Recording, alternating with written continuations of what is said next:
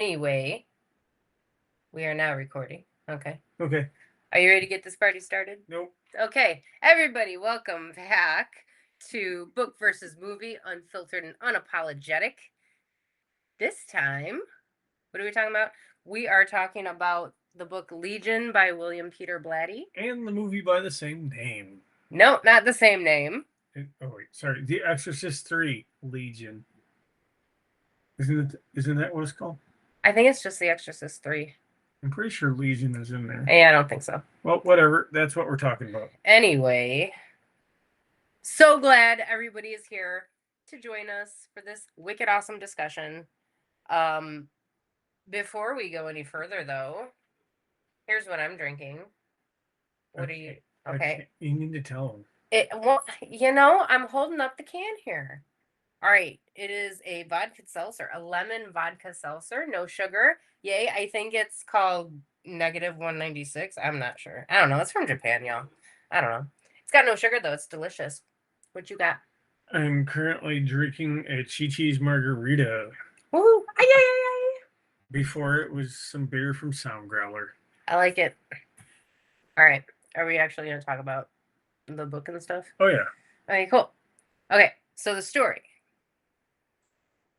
The story between the book and the movie are very much similar. Okay, William Peter Blatty did the screenplay and directed The Exorcist 3.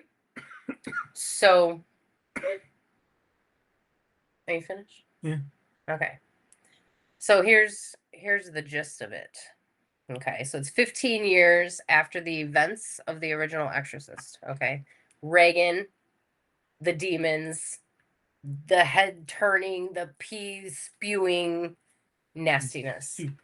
Pea soup spewing, excuse me, the nastiness. Okay, great. It was really gross and scary. I was scared, especially when she crawled down the stairs backwards. Do you remember that? Yeah, it was kind of meh. I don't like that. But okay, so anyway, it's 15 years after that. Okay. And the same Lieutenant Kinderman that was investigating the weird murders from the first Exorcist. No, last night's the first time that she told me about this, and I don't remember. He didn't have a major role, but he was a character in that flick.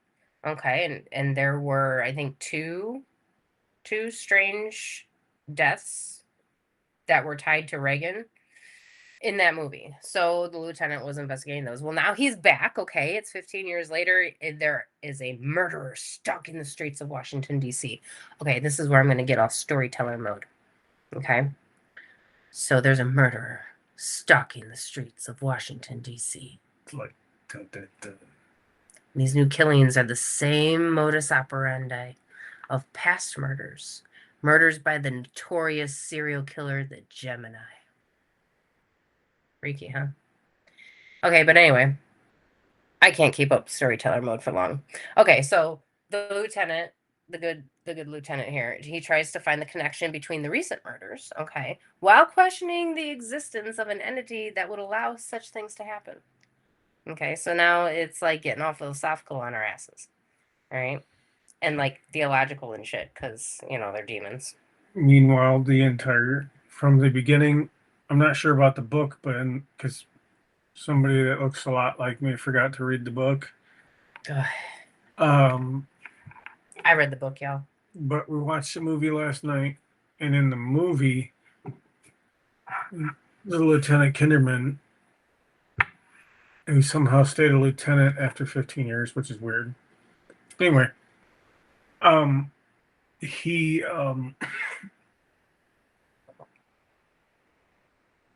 was very anti-religious and in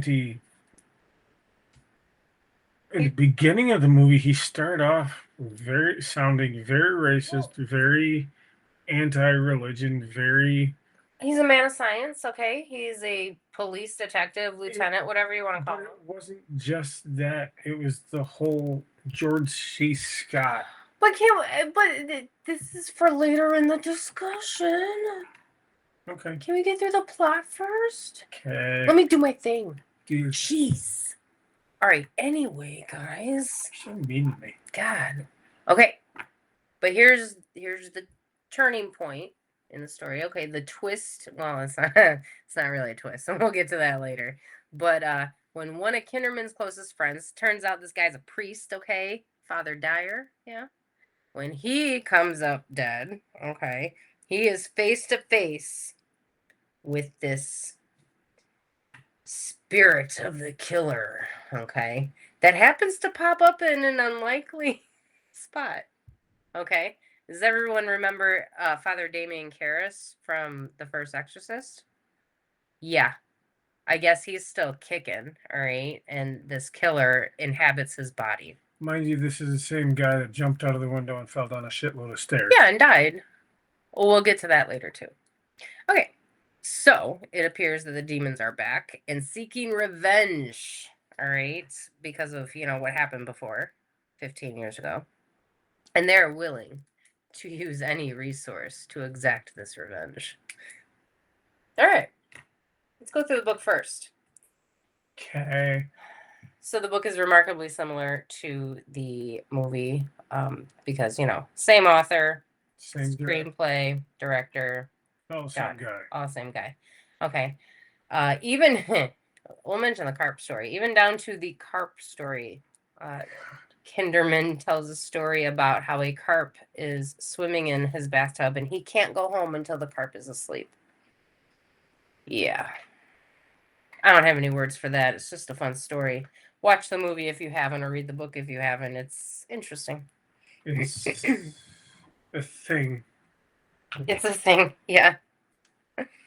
So the main differences in the plot for the book versus the movie is in the book there's a character named Dr. Vincent Amfortis.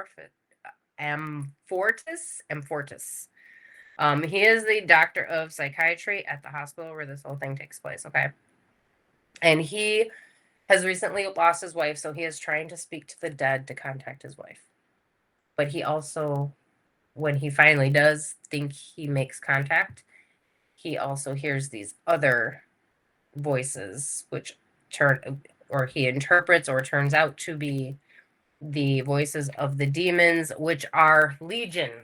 From the first movie. Dun, dun, dun. But this makes me, a lot of the things that happened in the movie and apparently in the book, remind me of the spiritualist movement. Like, honestly, like a lot of the things that they talk about, like the spirits and in the radios and. Dude, the good old days when the spiritualists didn't even use radios, my dude. They all sat at a table that, fucking moved and but shit. more or less what they were what they talked about was the spiritualist movement and the same way people nowadays use spirit boxes. Yeah. Well, this might have been the first. What's that method? Oh, where you use the radio, the spirit box. Spirit box. No, it's an actual method. The Estes method, I think. The Estes method. I don't know. I just watch it and make fun talk of it. To spirits through the radio. So this might have been the first use of that. Go figure. Because this was written in 81 or some shit. I don't know. It was written way long time ago. Okay, before I was born. Not me. But anyway, back to the book. Where is the book? It's right here. Yeah. What, do you want it? I just want to see when it was written. Well, can we just, now that I'm holding the book, one of the original copies, the pocketbook copy of this with the old cover, the 80s cover, y'all. Gorgeous cover. It is a beautiful book cover. Dude, it's one of those double covers, where you have a picture of the church and the title and the author on the front, and there's a little window where you see a possessed priest with blood coming out of his mouth, and then you open it, and there's all these old people and young people are surrounding this priest, and they're all looking freaked out and shit. I love it. It is most excellent. It is. This is a good. This is a good a good style like this. I wish we'd go back to those. You pick up a book these days and you have no idea what it's even about because they all look the same. Every genre looks the same. They're all dumb. First pocketbook printing May 1984. All right, cool. This is pretty cool. The copyright for the story is 1983, so it's a fairly fresh copy. Yeah. So anyway, where was I before we went way off the rails? I have issues, Danielle. That's right. So anyway, this Dr. Amorphit Amfortis. I cannot pronounce his name to save my life. Dr. A. Dr. A. He's set up to be the killer in this because he's like going off the rails, talking to the dead and shit, right? But it turns out, all right, the Gemini killer, his spirit is actually possessing different people around the hospital and killing these folks. He is trying to finish his unfinished business, as spirits often do, and he's looking for his father. Now, once the Gemini killer finishes off his father, all right, his business is done and the possession ends and everything goes back to normal. Great. So that's the book. Okay. We didn't even talk about any of the deaths. There are like 3 deaths in this, or in the book anyway. All right. The boy, the crucified 12-year-old boy. How fucked up is that? In the movie, they show the body on the ground covered up, and you don't see much of you. You hear description of it about 5-10 minutes later, I guess, in the movie. But the end of the movie is a thing, and we'll talk about that when we get there. Yeah. So this poor boy, he's been crucified on these oars, right? By this killer. Ugh. And then the second death is a priest. And I don't even know what happened to this priest. All of a sudden, there's like blood everywhere. I don't know. Did somebody... I don't even know what happened. It's not explained very well. In the movie, the body's just dead. I think they're bagging a head separately. Oh yeah, because all of the ones were decapitated. They had a black bag that they were yeah tightening up. Looked like something you put shoes in today. Yeah. Well, it was late at night last night, folks, when we watched this movie. Okay, and I was like falling asleep. I was napping, so. And when in the movie, when the lieutenant was walking up to the body, there was a blood stain on the right hand side of the body. He lifts the sheet and looks at the hand, and they actually show you the hand, but I don't know if it's because it was late and we were tired. No, it was very small. You couldn't tell. What? But all you saw was a bloody hand. And he goes, huh. Puts the hand back, puts the sheet back, walks around to the left side, lifts the sheet. You don't see what he's looking at. Well, that's how Kinderman's looking at all these victims' hands. He does it with the third one too. We'll come back to the hands in a minute. So the third murder is his friend, Father Dyer. Okay, Kinderman's friend. In the hospital. His blood has been drained from his body and put neatly in these specimen jars. There's no blood anywhere except for the specimen jars.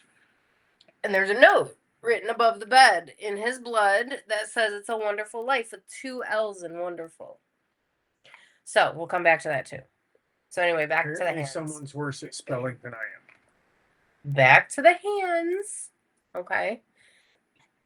Kinderman looks at Father Dyer's hands too, looking for the same thing, which we find out later is the sign of the Gemini killer. Yes. So the Gemini killer apparently would sever the index finger of the right hand Yeah. And put his symbol on the palm of the left hand of every one of his victims. So that's what Kinderman was looking for. Now, since the Gemini killer has been dead for 15 years, supposedly. He was executed roughly around the same time that the original Exorcist was going on. So Kinderman's trying to figure out who the fuck's the copycat and who knows about the hand thing, because the press only revealed that the ring finger of the left hand was severed, not the index finger of the right. And that the Gemini symbol was on the back. Yeah. They purposefully misled. They sit on a throne of lies. Well, they had to say something and keep. Yeah. But anyway, so nobody knows except for the homicide division that finger was severed or the sign was on the palm instead of the back. So, because these current murders are like that, who would know about that? Who's the copycat? Other than the killer, yeah, it would have to be one of the cops or someone in the morgue. Right. And in the, I don't know about the book, but in the movie, Kinderman is brought in to get yelled at by the guy in charge of the hospital, I'm assuming. The guy in charge of the hospital is just losing his shit, yelling. Dude, he was so annoying. He was yelling at the Lieutenant Kinderman. And then the Lieutenant just basically yells, "Shut the fuck up." Yeah. And starts explaining things. And the guy keeps trying to yell, and the lieutenant's like, "Dude, shut up." You could tell he was about half an inch from like sticking his gun in the guy's mouth. I think that was the most interesting scene. It really was. It was. I like to hear exposition. I'm an exposition whore. The frustration on his face with what was going on, because there was an officer on the phone trying to figure out what was going on. The guy's yelling at him. He's trying to come up with his own. He's trying to figure out what's going on. There's other people yelling. Yeah. It went way off the rail. Yeah. It was a lot. It went the way things might possibly go in real life. Oh, sure. And it did. He acted, honestly, a lot nicer than I would have reacted. I'm sure. You have no self-control. My self-control is there. Okay. I have self-control. But all right. Let me, before we move on, you know what? No, let's go back through the. Okay, but give me just a second. The plot scene. But my don't look at me. My impression is the movie is a mystery, police procedural. That's the way it seems. And horror. It was horrific, yo. Horror means horrific, and it was horrific. I guess. But that's all it was up until what, the last. Dude, the last 10 minutes were insane. 10 or 20 minutes worth of the show. Well, let's go over the book events for the end. Yeah, let's hear about that, because I want to. And then we'll get into the movie events for the end, because studio interference is a real thing, folks. So, in the book, I kind of already went over it. The Gemini killer is trying to murder his father and seal up that unfinished business, and then the possession stops. It's done. End of story. To do anything else? No. Are there demons involved? No. From not that I gathered. But let me be honest here. This book was so slow and dense to get through. I don't know if I blocked it or what, but I only remember bits and pieces of it. It was a hard book to get through. It was good. I liked the mystery. But it just felt like it didn't feel like there should be demons there. And for a lot of it there wasn't. The demons felt shoehorned in, to be honest with you. And to be honest, like the whole movie didn't seem to me like it should have been in the Exorcist series. It was, to me, It was a whole different beast. yeah. Yeah. Like story wise, didn't need to be in the Exorcist. The ending didn't need to be what it was. No, and even the book, it was a police procedural mystery. And it stands alone from my perspective. And it being tied to the Exorcist is a very strange choice. It was also like, I don't know, like you said, the book was slow. The movie was fast paced. Oh, I love the movie. The movie was fast paced, but the story pretty much took forever to come to a head. It was slow and not all at the same time, if that makes sense. Yeah. Well, in the movie, all of the murders happened within like the first half an hour. Like, for real. They happened so fast and in such quick succession. The first one with the little boy happened, like, say, on, I guess, a Friday. Symbolism and all. The next murder happened either on a Sunday or a Monday.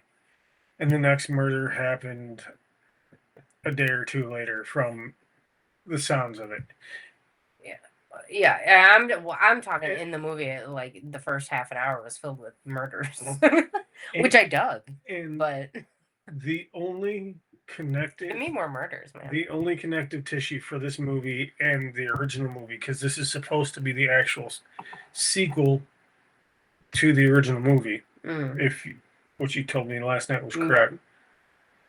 The only connective tissue was vaguely the lieutenant. Yeah. And somehow the priest that killed himself is alive again, but it's not really him. Okay, let's get into that then. Father Damien Karras, the man who was possessed at the end of The Exorcist, in order to save Regan McNeil. Very noble of him. And he threw himself out her bedroom window and down a very steep flight of concrete or stone stairs. He was dead, y'all. Okay, please tell me how he managed to get out of his coffin 6 feet under and roam the streets of Washington, D.C. until finally ending up in this psych ward as patient X.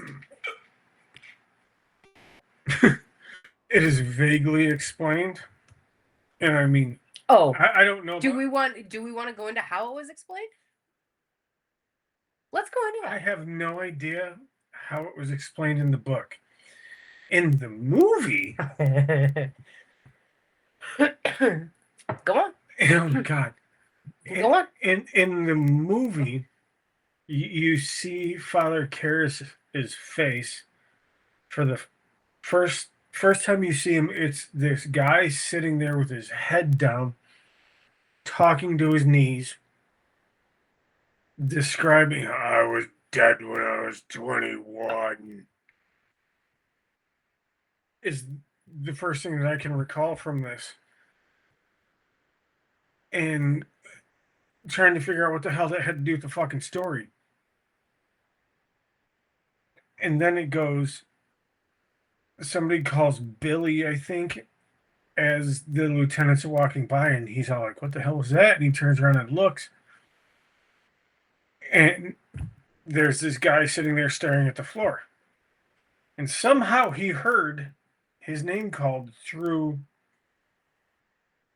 the padded cell that's sound dampened. So you can't hear these people. I thought we were going to talk about the whole brain cell thing. But wait, there's more. Oh, jeez. So he goes in there and he sees him. And he's all like, he freaks out, and later on, they're all like, "How the fuck are you alive?"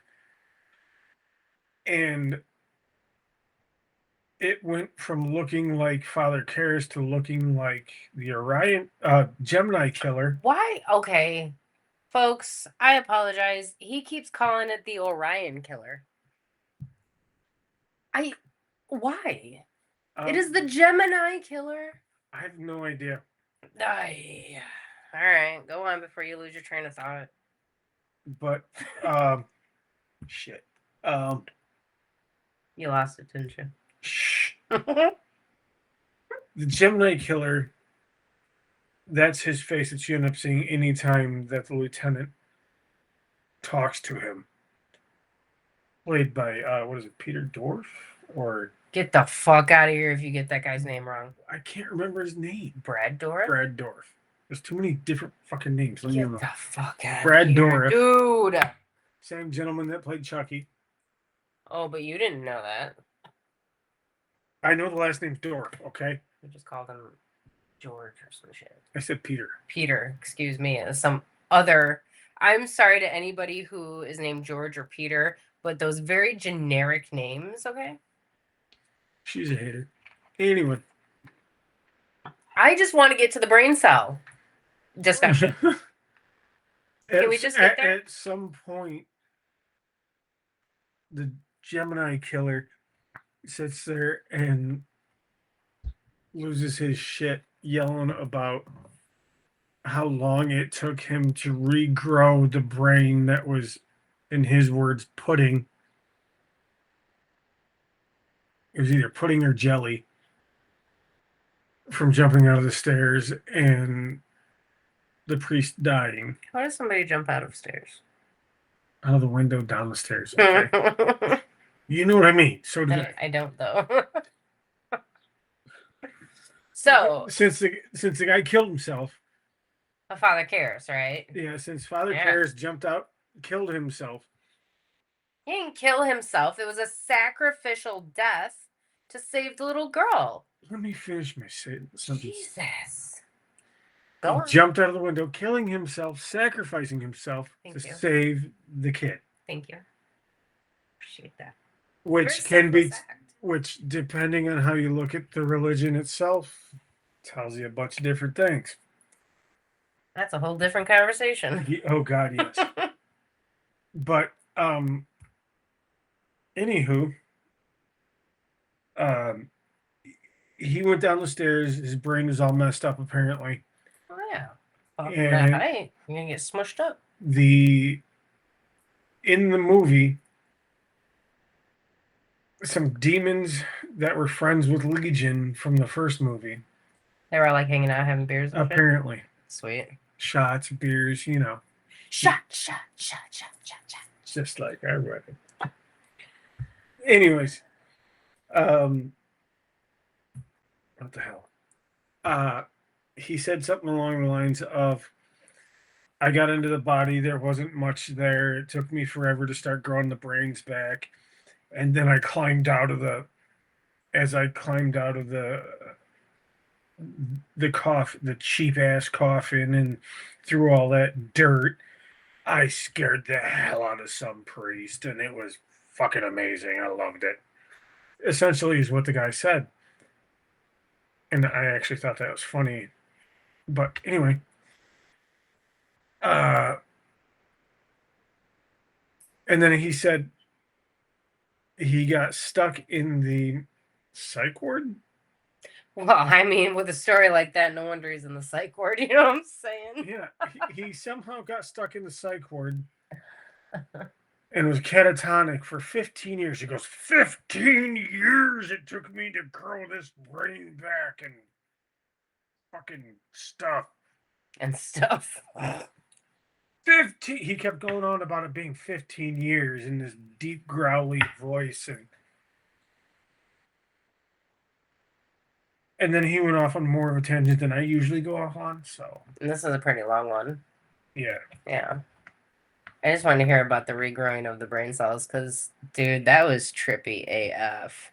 And I was only drinking coffee. I'm trying to. I didn't have nothing hard in that coffee, neither. I am trying to pad out the time here like we're supposed to. That's no fun. That leaves for boring filler. And I have issues with going on tangents. Leave me alone. Mm-hmm. But anyway, yeah, regrowing brain cells, folks. No wonder he is in the psych ward. But you know what? Let's talk about the end. Okay. Okay.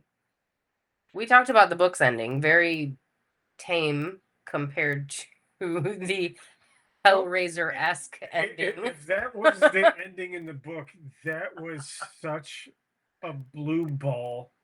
Yeah. It's really not funny. Kind of was. But the ending of the movie?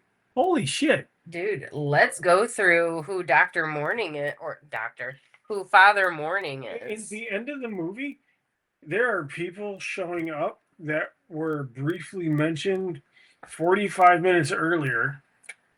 AKA Father Morning.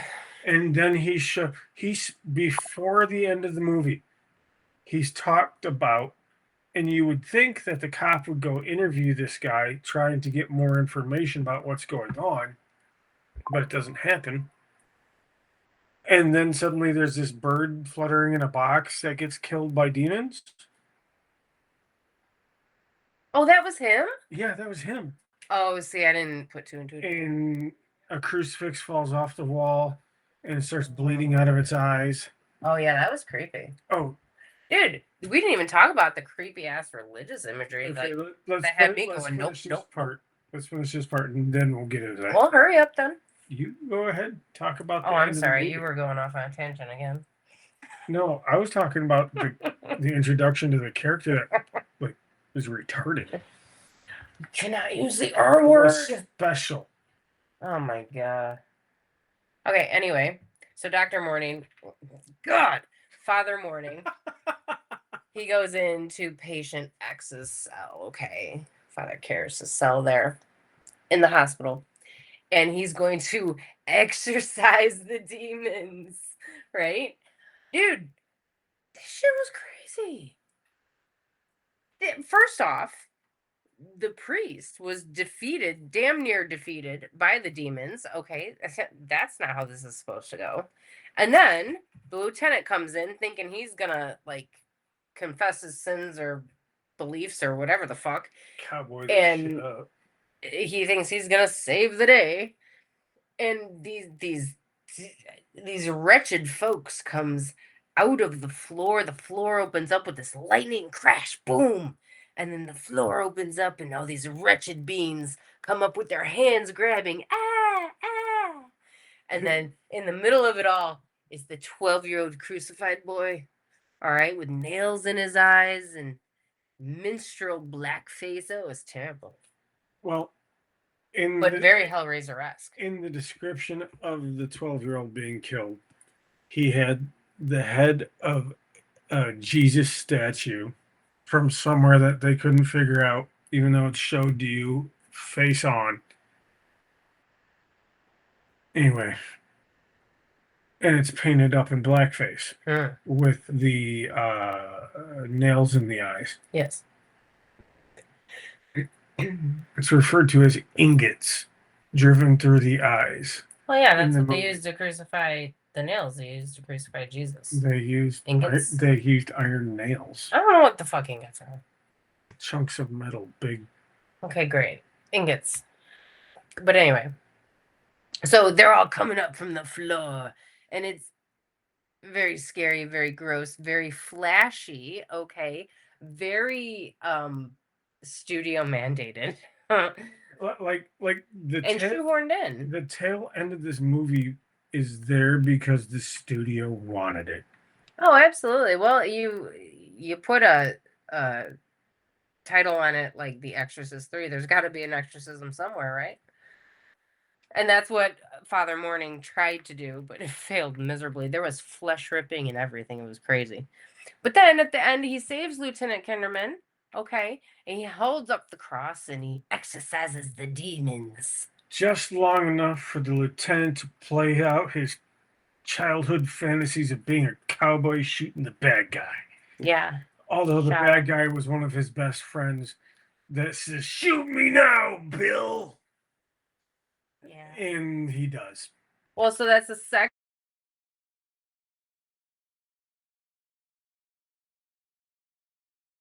He performed an exorcism. He saved a child, and then he saved a whole shitload of other people. Apparently, the Apparently. man is now canonically a saint. Good for him. Round of applause for Father Karras. Great.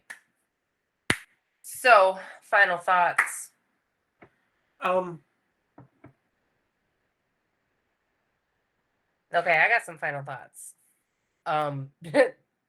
This story was wild. Okay, I don't see how it relates to religion or anything like that, especially the movie. I think it's its own separate. It's a police procedural mystery thriller thingamajig, and I dig it. I thought the story was good. I enjoyed the movie more so than the book. But yeah, I dug it. Thing. Yeah, I dug it. The movie was damn scary, man. I liked it. The movie to me wasn't scary at all. It was for as high budget as the movie was, I think at the time, it to me seemed low budget, if that makes sense. Yeah. It was very, very police procedural heavy. Yeah. And I guess there was, you can consider it horror with some of the things that happened in the first half an hour of the movie. Oh, I was freaked out. When religious statues start bleeding, I freak out. The religious iconography in the movie was very in your face, which, you're dealing with the Catholic Church throughout the majority of the movie, but you're in a hospital. You're in. I understand if you're in the bishop's. Is that the bishop? The headquarters of the church in D.C. Oh, the diocese? Yeah, the diocese. Oh, I thought you were talking about like the Pope's house. No, I'm like, dude, that's in Rome. He's technically a bishop too. He's a pope. He lives in his little house with his gold slippers, and he swears a vow of poverty, but he wears gold slippers. Yeah, he's still the bishop of Rome. I love it. But what a hypocrite. I know, right? Ooh, sorry. We're probably gonna get like. I'm not Catholic, so it's okay. Crucified for that. See what I did there? But another point about the movie is the things they're trying to be slick about, like clues and stuff, in a movie film today, would have been quick shots. You'd see it right quick in the background. But in this movie, I think they had just gotten done talking about the MO of the killer and all that, and some other stuff having to do with the killings. And the the lieutenant walks up, hits the button to go down. Oh wait, no, it's when he was talking to his friend, the priest, in the hospital, and he leaves, hits the button to the elevator to go down, and the camera pans. It's all waist height, and it pans across, and there is the statue of Jesus with his hands out and no head. And it does a dun dun dun, more or less, whatever musical hit that they use, and it zooms in on that. And in most other films, it would have just swung the camera by, panned right by, and it's one of those things, like, it's all in your face. The clues are in your face. Yeah, it's all zoomed into, and it's a quick cut. There are no quick cuts. It's just all zoomed in your face stuff that, if you're paying attention to in a modern movie, you'd be all like, did you see that in the background? Yeah. But no, they're up. So that was your final thought? I thought we were going to keep talking. It's like Oh. the I movie. gotta give my final thought. The movie was good, kind of slow and boring at times, but to me, I liked it. I did like the movie. I just didn't think it belonged in The Exorcist until like Yeah, I agree with you. until the very end when corporate said, "Hey, put a fucking exorcism in here." Yeah, I agree with you. It seemed like the movie was done, Mm-hmm. and then they brought people back for reshoots. And the exorcism at the end, dude, that was like the ensemble encore. Okay. But anyway, them's is all the thoughts I have for today. Do you have any more thoughts? I have a lot. Okay, we're gonna cut it here. We're gonna cut it here. Great. Okay. I don't know what we're gonna do next time, but I'm sure it's gonna be something. For next time, anybody listening who wants to vote, Oh, we're voting! Yay! we can do The Crow because I happen to have the special edition omnibus of that in the movie. We have The Man-Eating Lions of Savo, also known as Ghost in the Darkness, or John Carpenter of Mars, also known as The Princess of Mars. John Carter. Carter. Yeah, Carpenter, Carter, same thing. Not the same thing. Okay. Nobody pick John Carter, please. Please pick John Carter or make her read it. No. All right. That's all for now before he goes off on another tangent. All right. Vote on what you want to hear about next, if and you want to. If not, I'll pick. Okay. We'll see. If not, I'll make sure she puts it in her next her next thing that she sends out. The newsletter. Yes. Great. Well, I don't know because I can't even think about this until I finish the book. So, okay, I'm gonna go work on my book, guys. Okay, love you. Bye. Okay, bye.